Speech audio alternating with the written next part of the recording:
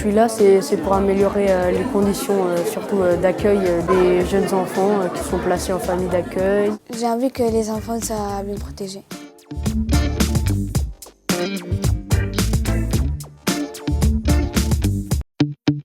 Nous comptons sur votre dynamisme et votre enthousiasme pour accomplir la mission qui vous a été confiée et qui revêt une grande importance pour nous.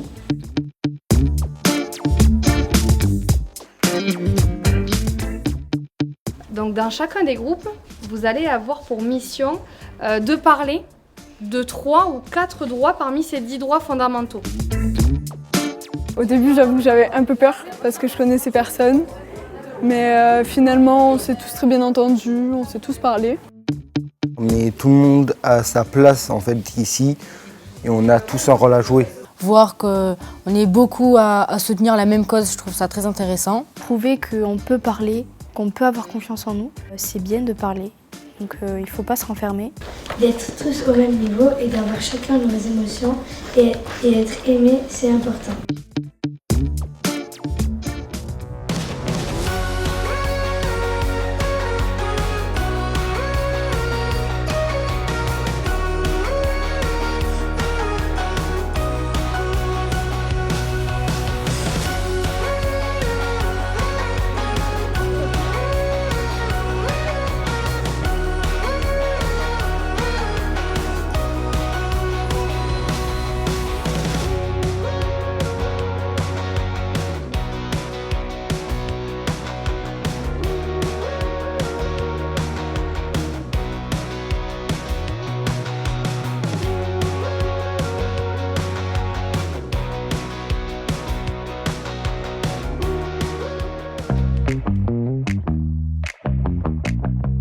Ce qui prime pour nous aujourd'hui, c'est l'alliance entre les jeunes, mais en même temps aussi ce qu'on peut ressentir vis-à-vis des adultes. C'est-à-dire qu'il faut qu'on soit liés tous ensemble et il faut qu'on avance ensemble et pas seulement les enfants entre enfants et adultes entre adultes. C'est pas comme ça qu'on éduque une société. C'est ensemble qu'on fait avancer les choses. Il était essentiel que vous puissiez vous réunir, parler entre vous, pour nous permettre à nous, les élus, mais aussi les techniciens, d'avancer et de bénéficier pleinement de votre vécu. Il serait utile de créer un budget dans chaque lieu pour permettre des soins personnels, aller chez le coiffeur, esthéticienne, etc. C'est une aventure qui me restera dans la tête pour toujours en fait. Vous les adultes, vous savez pas ce que nous on vit, ce que nous on a vécu très exactement.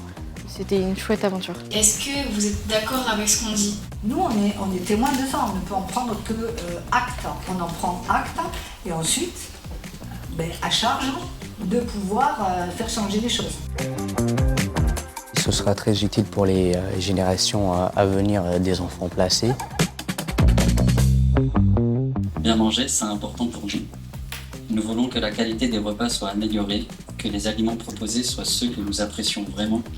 Nous souhaitons aussi participer au choix et à la préparation des repas, car manger, c'est aussi partager.